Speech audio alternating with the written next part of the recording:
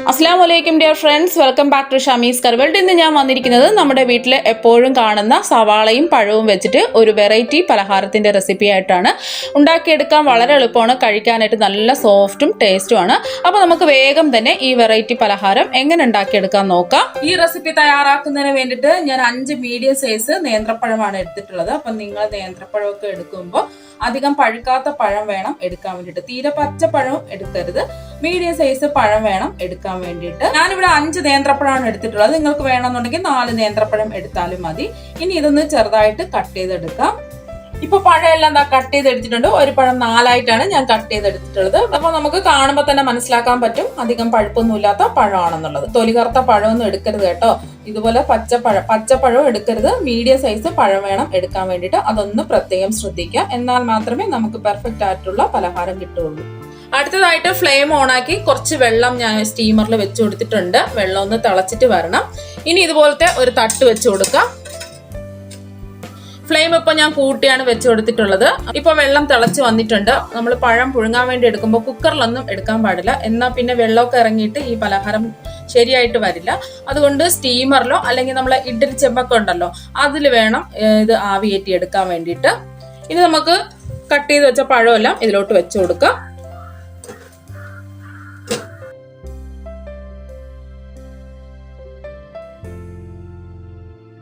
ഇപ്പൊ പഴം എല്ലാം വെച്ച് കൊടുത്തിട്ടുണ്ട്. ഇനി ഹൈ ഫ്ലെയിമിൽ ഒരു 10 മിനിറ്റ് നമുക്കൊന്ന് ആവിയേറ്റി എടുക്കണം. ഇനി ഇത് മൂടി വെച്ച് കൊടുക്കാം. 10 മിനിറ്റ് മാത്രമേ വെക്കാൻ പാടുള്ളൂ, ഒരുപാട് സമയം വെക്കാൻ പാടില്ല. അതൊന്ന് പ്രത്യേകം ശ്രദ്ധിക്കാം. അടുത്തതായിട്ട് വേണ്ടത് ഒരു സവാളയാണ്. ഞാനിവിടെ ഒരു വലിയ സവാളയാണ് എടുത്തിട്ടുള്ളത്. അപ്പൊ നിങ്ങളുടെ കയ്യിൽ മീഡിയം സൈസ് സവാളയാണെന്നുണ്ടെങ്കിൽ 2 സവാള എടുക്കുക. ഇനി ഇത് നന്നായിട്ട് കഴുകിയതിന് ശേഷം ചെറുതായിട്ട് നമുക്ക് അരിഞ്ഞെടുത്തിട്ട് വരാം. അപ്പൊ സവാള എല്ലാം കുഞ്ഞു കുഞ്ഞായിട്ട് ഞാൻ ഇവിടെ അരിഞ്ഞെടുത്തിട്ടുണ്ട്. അപ്പൊ നിങ്ങൾക്ക് കാണാൻ പറ്റുന്നുണ്ടല്ലോ, ഇതുപോലെ കുഞ്ഞു കുഞ്ഞായിട്ട് വേണം അരിഞ്ഞെടുക്കാൻ വേണ്ടിയിട്ട്. അപ്പൊ നിങ്ങൾ വേണമെന്നുണ്ടെങ്കിൽ ചോപ്പറിലിട്ട് ഒന്ന് ചോപ്പ് ചെയ്തെടുത്താലും മതി. അപ്പൊ എല്ലാം ഒരുപോലെ കുഞ്ഞു കുഞ്ഞായിട്ട് നമുക്ക് ചോപ്പ് ചെയ്ത് കിട്ടും. ഇനി അരിഞ്ഞെടുത്ത സവാള നമുക്ക് മാറ്റി വെക്കാം. ഇപ്പൊ പഴം പുഴുങ്ങാൻ വെച്ചിട്ട് ഒരു 10 മിനിറ്റ് ആയിട്ടുണ്ട്. ഇനി നമുക്ക് ഫ്ലെയിം ഓഫ് ആക്കി ഇന്ന് നമുക്ക് തുറന്ന് നോക്കാം. അപ്പോൾ പഴമെല്ലാം നന്നായിട്ട് വെന്ത് വന്നിട്ടുണ്ട്. ഇനി നമുക്ക് ഓരോന്നായിട്ട് പ്ലേറ്റിലോട്ട് മാറ്റാം. ചൂടോടുകൂടി തന്നെ പ്ലേറ്റിലോട്ട് മാറ്റാൻ ശ്രദ്ധിക്കാം. അപ്പൊ നമ്മൾ പുഴുങ്ങിയെടുത്ത പഴം ഒരു പ്ലേറ്റിലോട്ട് മാറ്റിയിട്ടുണ്ട്. ഇനി 1 മിനിറ്റ് നമുക്കൊന്ന് തണുക്കാൻ വേണ്ടിയിട്ട് നമുക്ക് മാറ്റി വെക്കാം. ഇപ്പോ 1 മിനിറ്റ് കഴിഞ്ഞ് കുറച്ചൊന്ന് തണുത്തിട്ടുണ്ട്. നമുക്ക് കയ്യിൽ പിടിക്കുന്ന രീതിയിൽ ചൂടായിട്ടുണ്ട്. ഇനി ഇതിന്റെ തൊലിയെല്ലാം നമുക്ക് മാറ്റാം. ഇനി പഴത്തിന്റെ തൊലിയെല്ലാം മാറ്റാം.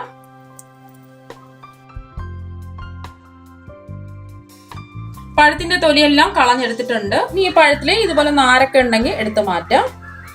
എല്ലാ പഴത്തിലും നാരുകളുണ്ടെങ്കിൽ എടുത്ത് മാറ്റാം നമുക്ക്. ഇനി പുഴുങ്ങിയെടുത്ത് നാരെല്ലാം കളഞ്ഞ പഴം മിക്സിയുടെ ചെറിയ ജാറിൽ വേണം ഇട്ട് കൊടുക്കാൻ വേണ്ടിയിട്ട്. ഇനി നമുക്ക് ഇതൊന്ന് പഴം അരച്ചെടുത്തിട്ട് വരണം. പഴം ഒരുപാട് അങ്ങ് അരഞ്ഞു പോകണ്ട, പഴം എല്ലാം ഒന്ന് ഉടഞ്ഞു കിട്ടിയാൽ മാത്രം മതി.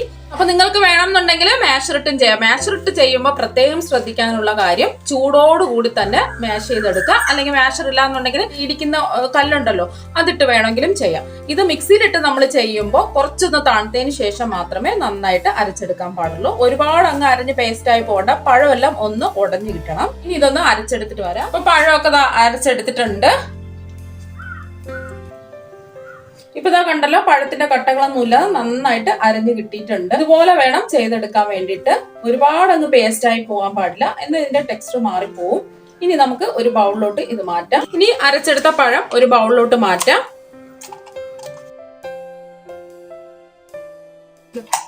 ഇടുമ്പോൾ തന്നെ മനസ്സിലാക്കാൻ പറ്റും വെള്ളത്തിന്റെ അംശമൊന്നും കൂടി പോയിട്ടില്ല. അഥവാ നിങ്ങൾക്ക് വെള്ളത്തിന്റെ അംശമൊക്കെ പഴത്തിൽ കൂടി പോയിട്ടുണ്ടെന്നുണ്ടെങ്കിൽ കുറച്ച് അരിപ്പൊടി ചേർത്ത് കൊടുത്താൽ മതി. രണ്ടാമതും പഴം അരച്ചെടുത്തിട്ടുണ്ട്. ഇനി ഇതും ബൗളിലോട്ട് ഇട്ട് കൊടുക്കാം. നിങ്ങൾ പ്രത്യേകം ശ്രദ്ധിക്കാനുള്ള കാര്യം പഴം ഒരുമിച്ചിട്ട് അടിച്ചെടുക്കാൻ പാടില്ല, എന്നാൽ പിന്നെ അവിടെ എവിടെയായിട്ട് കട്ടയായിട്ട് കിടക്കും. അതുകൊണ്ട് 2 സ്റ്റെപ്പായിട്ട് വേണം അരച്ചെടുക്കാൻ വേണ്ടിയിട്ട്. അപ്പൊ നമുക്ക് ബൗളിലോട്ട് ഇട്ട് കൊടുക്കാം. അപ്പൊ നമ്മളെ വീട്ടില് പഴമൊന്നും കഴിക്കാത്ത കുട്ടികളൊക്കെ ഉണ്ടെന്നുണ്ടെങ്കിൽ ഇതുണ്ടാക്കി കൊടുത്താൽ തീർച്ചയായും അവർ ഇഷ്ടത്തോടെ കഴിക്കുകയും ചെയ്യും. പഴത്തിന്റെ ഗുണങ്ങളൊക്കെ അവർക്ക് കിട്ടുകയും ചെയ്യും. പഴം നന്നായിട്ട് തന്നെ കിട്ടിയിട്ടുണ്ട്. കാണുമ്പോൾ തന്നെ മനസ്സിലാക്കാൻ പറ്റും നല്ല കട്ടിയായിട്ട് ഇരിപ്പുണ്ട്. അഥവാ നിങ്ങൾക്ക് ഞാൻ പറഞ്ഞല്ലോ കട്ടി കൂടി പോയിട്ടുണ്ടെന്നുണ്ടെങ്കിൽ കുറച്ച് അരിപ്പൊടി ചേർത്ത് ഒന്ന് അഡ്ജസ്റ്റ് ചെയ്തെടുത്താൽ മതി.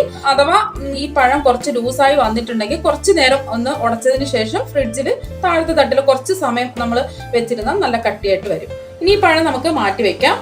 അടുത്തതായിട്ട് നമുക്ക് വേണ്ടത് മുട്ടയാണ്. നിങ്ങൾ പഴം എത്രയാണോ എടുത്തിട്ടുള്ളത് അതിനനുസരിച്ച് മുട്ട എടുക്കുക. ഞാനിവിടെ 5 പഴം എടുത്തിട്ടുണ്ട്, അതിനനുസരിച്ച് 5 മുട്ടയും ഞാനിവിടെ എടുക്കുകയാണ്. ഇതൊന്ന് പൊട്ടിച്ചൊഴിക്കാം. ഇപ്പൊ 5 മുട്ട പൊട്ടിച്ചെടുത്തിട്ടുണ്ട്. ഇനി ഒരു ബൗളിലോട്ട് ഒഴിച്ചു കൊടുക്കുക.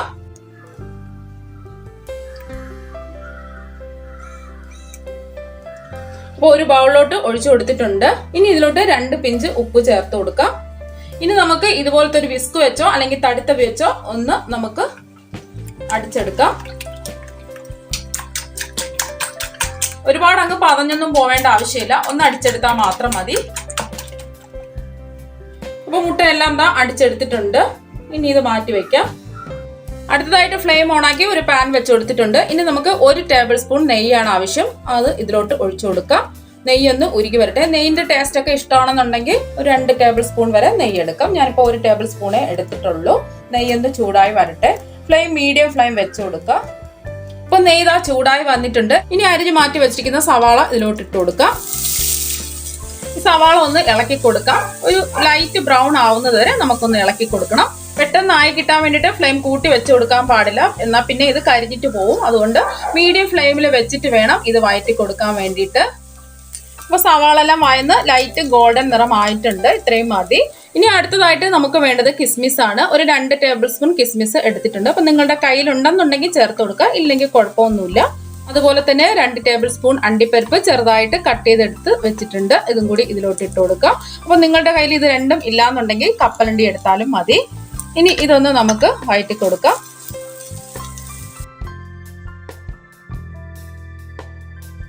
അപ്പൊ ജസ്റ്റ് ഒന്ന് വഴറ്റി കൊടുത്താൽ മാത്രം മതി, ഒരുപാട് മൂപ്പിക്കേണ്ട ആവശ്യമൊന്നുമില്ല. അപ്പൊ അത് വഴറ്റി കൊടുത്തിട്ടുണ്ട്. ഇനി നമുക്ക് ഇതിലോട്ട് അടിച്ച് മാറ്റി വെച്ച മുട്ട ഇതിലോട്ട് ഒഴിച്ചു കൊടുക്കാം.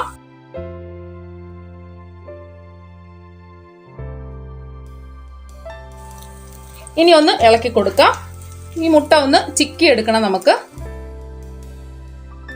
ഫ്ലെയിം മീഡിയം ഫ്ലെയിം വെച്ച് കൊടുക്കുക, കൂട്ടി വെച്ച് കൊടുക്കാൻ പാടില്ല. അതൊന്ന് പ്രത്യേകം ശ്രദ്ധിച്ചാൽ മാത്രം മതി. മുട്ടയെല്ലാം ചിക്കി എടുത്തിട്ടുണ്ട്. ഇനി നമുക്ക് മധുരത്തിന് ആവശ്യമായിട്ടുള്ള പഞ്ചസാര ചേർത്ത് കൊടുക്കാം. ഇപ്പൊ ഞാനിവിടെ 6 ടേബിൾ സ്പൂൺ പഞ്ചസാരയാണ് എടുത്തിട്ടുള്ളത്. അപ്പൊ നിങ്ങളുടെ മധുരത്തിനനുസരിച്ച് പഞ്ചസാര ചേർത്ത് കൊടുക്കാം. അപ്പോൾ നമുക്ക് അത്യാവശ്യം പഴത്തിൽ മധുരം ഉണ്ടാവും, അതുപോലെ തന്നെ കിസ്മിസിലൊക്കെ മധുരം ഉണ്ടാവും. അതുകൊണ്ട് കുറച്ച് മധുരം ആവശ്യമുള്ളൂ. 6 ടേബിൾ സ്പൂൺ ആണ് ഞാൻ ഇവിടെ എടുത്തിട്ടുള്ളത്.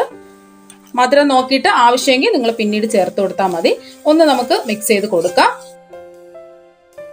ഒന്ന് ഡ്രൈ ആയിട്ട് നമുക്ക് കിട്ടണം. പഞ്ചസാരയൊക്കെ അലിഞ്ഞ് വരുന്നുണ്ട്. ഇതെല്ലാം ഒന്ന് ഡ്രൈ ആയിട്ട് നമുക്ക് കിട്ടണം. അപ്പൊ മുട്ടയുടെ ചെറിയ ചെറിയ പീസുകളൊക്കെ ഉണ്ടെന്നുണ്ടെങ്കിൽ ഇതുപോലെ ഒന്ന് ആക്കി കൊടുക്കുക. ഇപ്പൊ എല്ലാം ഒന്ന് ഡ്രൈ ആയിട്ട് വന്നിട്ടുണ്ട്. ഇനി നമുക്ക് ഫ്ലേവറിന് വേണ്ടിയിട്ട് 1 ടീസ്പൂൺ ഏലക്കപ്പൊടിയാണ് ഞാൻ ചേർത്ത് കൊടുത്തിട്ടുള്ളത്.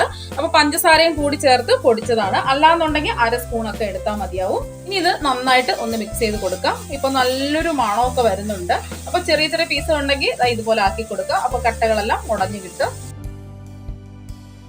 ഇപ്പൊ എല്ലാം ഡ്രൈ ആയിട്ട് വന്നിട്ടുണ്ട്. ഇനി ഫ്ലെയിം ഓഫ് ആക്കി ഇതൊന്ന് മാറ്റി വെക്കാം. ഇപ്പൊ നമ്മൾ മാറ്റി വെച്ച പഴത്തിന്റെ മിക്സൊക്കെ നല്ലതുപോലെ തണുത്ത് കുറച്ച് ഉറച്ചൊക്കെ വന്നിട്ടുണ്ട്. ഇനി നമുക്ക് നല്ലതുപോലെ ഇത് കുഴച്ചെടുക്കണം. ഇനി ഇതിലോട്ട് ഞാൻ ഒരു ചെറിയ സ്പൂൺ നെയ്യ് ചേർത്ത് കൊടുക്കുന്നുണ്ട്. നെയ്യിന്റെ ടേസ്റ്റ് ഇഷ്ടമാണെന്നുണ്ടെങ്കിൽ ചേർത്ത് കൊടുത്താൽ മതി, അല്ലെങ്കിൽ 1 സ്പൂൺ ഓയിൽ ചേർത്ത് കൊടുത്താലും മതി. ഒന്ന് ഒട്ടിപ്പിടിക്കാതെ ഒന്ന് നന്നായിട്ട് കുഴച്ച് കിട്ടുന്നതിന് വേണ്ടിയിട്ടാണ്. ഇത് നല്ലതുപോലെ നല്ല സ്മൂത്ത് ആക്കി നമുക്ക് എന്ത് ചെയ്യണം, നല്ലതുപോലെ കുഴച്ചെടുക്കണം.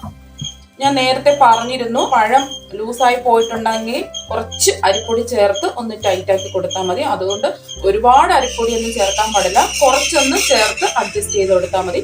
അപ്പൊ നമ്മൾ ഈ കുഴച്ചെടുക്കുമ്പോൾ ഇടയ്ക്ക് പഴത്തിന്റെ കട്ടകളൊക്കെ ഉണ്ടെന്നുണ്ടെങ്കിൽ നല്ലതുപോലെ ഉടച്ചു കൊടുക്കണം. ഇപ്പൊ നല്ലതുപോലെ കുഴച്ചെടുത്തിട്ടുണ്ട്. നമ്മൾ ചപ്പാത്തിക്കൊക്കെ കുഴച്ചെടുക്കില്ലേ, അതുപോലെ വേണം, നല്ല സോഫ്റ്റ് ആയിട്ട് കുഴച്ചെടുത്തിട്ടുണ്ട്. ഇനി നമ്മൾ ഇത് ചെറിയ ചെറിയ ഉരുളകളാക്കി നമുക്ക് മാറ്റി വെക്കാം. ഒട്ടിപ്പിടിക്കുന്നുണ്ടെങ്കിൽ കയ്യിൽ ചെറുതായിട്ടൊന്ന് നെയ്യോ ഓയിലോ ഒന്ന് തേച്ച് കൊടുക്കാം. ഇനി നമുക്ക് ഇതിൽ നിന്നും ചെറിയ ചെറിയ ഉരുളകളാക്കാം. ഒരു നാരങ്ങ വലുപ്പത്തിലാണ് ഞാൻ എടുക്കുന്നത്. ഇതുപോലെ നല്ലതുപോലെ ടൈറ്റ് ചെയ്ത് ഇതുപോലെ ഉരുട്ടിയെടുക്കണം. അപ്പം ഇതുപോലെ നമുക്ക് ബാക്കിയെല്ലാം ഉരുട്ടിയെടുക്കാം.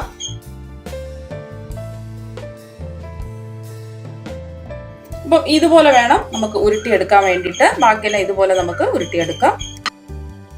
അപ്പൊ പഴത്തിന്റെ മിക്സ് എല്ലാം നന്നായിട്ട് ഉരുട്ടിയെടുത്തിട്ടുണ്ട്. ഇനി നമ്മൾ നേരത്തെ മാറ്റി വെച്ച മുട്ടയുടെ മിക്സ് ഉണ്ടല്ലോ, അത് നന്നായിട്ട് തണുത്ത് വന്നിട്ടുണ്ട്. ഇനി ഇതും നമുക്ക് മാറ്റി വെക്കാം.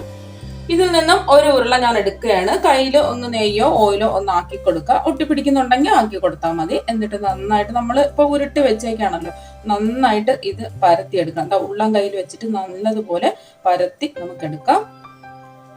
ഇപ്പൊ ഞാൻ എന്താ പരത്തി എടുത്തിട്ടുണ്ട്. ഇനി നമ്മളെ മുട്ടയുടെ ഫില്ലിംഗ് ഉണ്ടല്ലോ, അത് ഇതിലോട്ട് വെച്ചു കൊടുക്കാം. ഒരുപാട് അങ്ങ് വെച്ചു കൊടുക്കരുത്, കുറച്ച് അതിൻ്റെ അകത്ത് കൊള്ളത്തക്ക രീതിയിൽ വേണം വെച്ചു കൊടുക്കാൻ വേണ്ടിയിട്ട്. ഇപ്പോൾ 1 സ്പൂണാണ് ഞാൻ ഫില്ലിങ്ങിന് വേണ്ടിയിട്ട് എടുത്തിട്ടുള്ളത്. സ്പൂൺ എടുത്താൽ മതിയാവും, ഒരുപാട് അങ്ങ് എടുക്കരുത് കേട്ടോ. എന്നിട്ട് നന്നായിട്ട് ഇതുപോലെ പ്രസ് ചെയ്ത് വെച്ചു കൊടുക്കണം. എന്നിട്ട് നമുക്ക് ഇതൊന്ന് ക്ലോസ് ചെയ്യണം. നമ്മൾ പരത്തി വെച്ചില്ലേ പഴത്തിൻ്റെ മിക്സ്, അതൊന്ന് ക്ലോസ് ചെയ്ത് കൊടുക്കാം. ഒരുപാട് ഫില്ലിങ് വെച്ചാൽ ഇത് നല്ലതുപോലെ വരില്ല, അതുകൊണ്ട് കുറച്ച് 1 സ്പൂണൊക്കെ വെച്ച് കൊടുത്താൽ മതി. എന്നിട്ട് ഇതുപോലെ ക്ലോസ് ചെയ്ത് അങ്ങറ്റം വരെ നമുക്ക് ക്ലോസ് ചെയ്ത് കൊടുക്കാം. എല്ലാം ക്ലോസ് ചെയ്തെടുത്തു. ഒന്ന് ഇതുപോലെ ഒന്ന് ഉരുട്ടിയെടുക്കണം. 2 കൈയും ഇതുപോലെ അമർത്തി പിടിച്ച് വേണം ഇങ്ങനെ ആക്കിയെടുക്കാൻ വേണ്ടിയിട്ട്. എന്നിട്ട് എല്ലാം ഒന്ന് നമുക്ക് ഷേപ്പ് ചെയ്ത് കൊടുക്കണം. കണ്ടോ, ഇതുപോലെ നമുക്ക് എല്ലാം ഷേപ്പ് ചെയ്തെടുക്കണം. ഇപ്പൊ ഞാൻ എല്ലാം ഷേപ്പ് ചെയ്തെടുത്തിട്ടുണ്ട്. അപ്പോൾ കണ്ടല്ലോ, നല്ല അടിപൊളിയായിട്ട് കിട്ടിയിട്ടുണ്ട്. ഇതുപോലെ വേണം ചെയ്തെടുക്കാൻ വേണ്ടിയിട്ട്. ഇനി നമുക്ക് ഇതൊന്ന് ഫ്രൈ ചെയ്തെടുക്കാം. ഇപ്പൊ ഞാൻ ഫ്ലെയിം ഓണാക്കി ഒരു പാൻ വെച്ച് കൊടുത്തിട്ടുണ്ട്. അതിലോട്ട് കുറച്ച് സൺഫ്ലവർ ഓയിൽ ഒന്ന് ചൂടാക്കാൻ വെച്ചിട്ടുണ്ട്. ഓയിൽ ഒന്ന് ചൂടായി വന്നിട്ടുണ്ട്. മീഡിയം ഫ്ലെയിമിൽ വേണം വെച്ച് കൊടുക്കാൻ വേണ്ടിയിട്ട്. അപ്പൊ നിങ്ങൾക്ക് ഏത് ഓയിൽ വേണമെങ്കിലും ഒഴിച്ചു കൊടുക്കാം. ഇനി ഓരോന്നായിട്ട് നമുക്ക് ഓയിൽ ഇട്ട് കൊടുക്കാം. മീഡിയം ഫ്ലെയിം വേണം വെച്ച് കൊടുക്കാൻ വേണ്ടിയിട്ട്.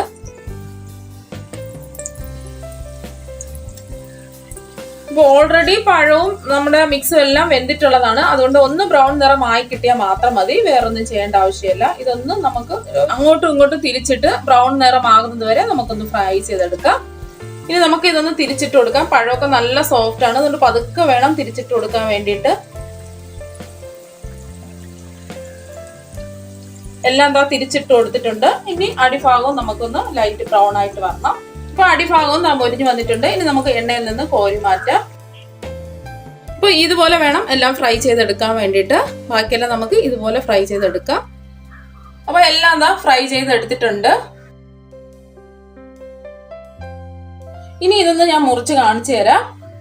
നല്ല സോഫ്റ്റ് ആണ്, കണ്ടോ, അകത്തൊക്കെ ഫില്ലിംഗ് ഒക്കെ കാണുന്നുണ്ട്. അപ്പൊ നിങ്ങൾ എല്ലാവരും ഇതുപോലെ തയ്യാറാക്കി നോക്കണം. തീർച്ചയായും നിങ്ങൾക്ക് എല്ലാവർക്കും ഇഷ്ടപ്പെടും. അപ്പൊ നമുക്ക് മറ്റൊരു വെറൈറ്റി ഡിഷുമായിട്ട് വീണ്ടും കാണാം. Thank you.